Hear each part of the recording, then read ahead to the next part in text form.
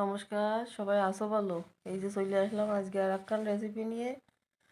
ভাবতেছি গোলাপ ফুল তো বাজারেতে কিনে নিয়ে আসে, তা নষ্ট করার দরকার কি? গোলাপ ফুল দিয়ে করা যায়, তা করা যায়, তাতেই খাওয়া যায় কিনা।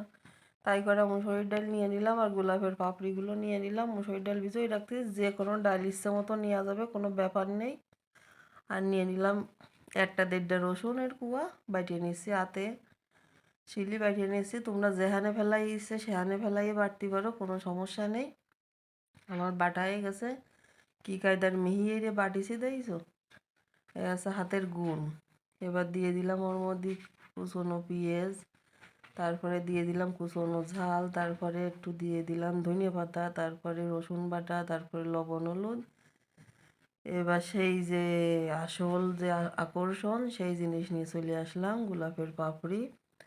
গোলাপের পাপড়ি দিয়ে বিভিন্ন খাবারের ডেকোরেশন করা হয়, তারপরে গোলাপের পাপড়ি দিয়ে ফেসিয়াল করা হয়, ডিজাইন করা হয়, সবটাই লাগে গোলাপ। তারপরে কারোর যদি প্রপোজ করতে হয় তাও দিতে হয় গোলাপ। তাই দিয়ে ভাবলাম গোলাপ দিয়েই শুরু করি আজকে। তাই চলে আসলাম গোলাপ নিয়ে তোমাদের সাথে শেয়ার করতে। এই যে যেরাম ইচ্ছে সেরাম শেপ দাও, লাভ বানায়ও দিতে পারো, আবার লস বানায়ও দিতে পারো। তা আমি গোল গোল আকৃতি দিলাম, লাভ লস আর বানালাম না।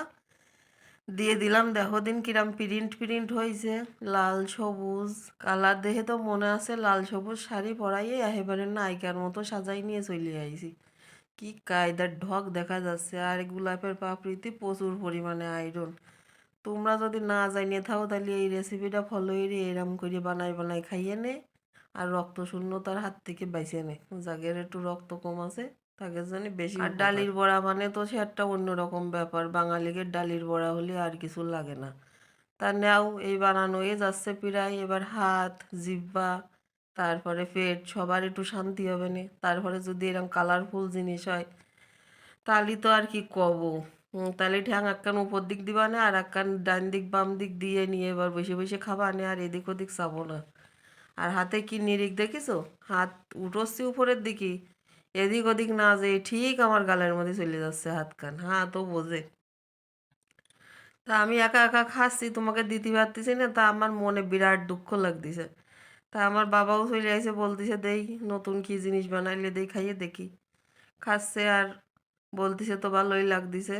আর সবাই এইভাবে রেসিপি তৈরি করে খাইয়ে কেউ নে, যদি খাইয়ে তোমার আমারে কইয়া নে ভালোবেসে কিরাম পছন্দের হয়েছে। একটা ফুল দেয়, তা সে ফুলটা যদি তুমি এরাম এরে খাও, তখন কিন্তু সেই ভালোবাসাটা আরো বেশি অটুট হবে না।